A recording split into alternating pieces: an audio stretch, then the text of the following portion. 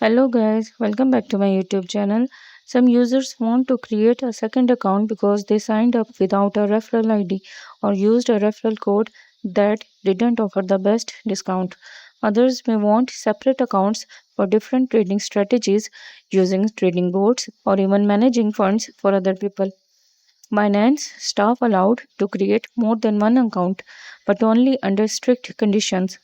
Each account must be registered with a different email address, and one of the most important rules is that you must not refer yourself. Doing so is against Binance terms of services and could lead to all related accounts being suspended. When it comes to verification, Binance requires identity verification for each account.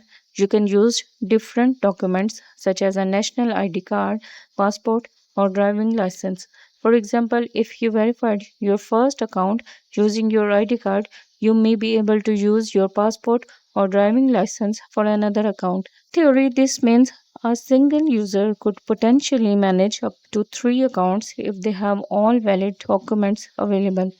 However, it's very important to stay within Binance rules and avoid any activity that could be considered abusive of. If you're planning to create a new account, many users look for a referral code that offers the maximum available discount.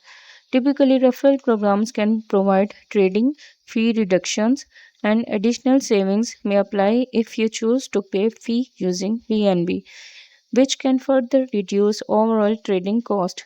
If this information helped, make sure to stay updated with Binance policies before creating or managing multiple accounts. Thanks for watching.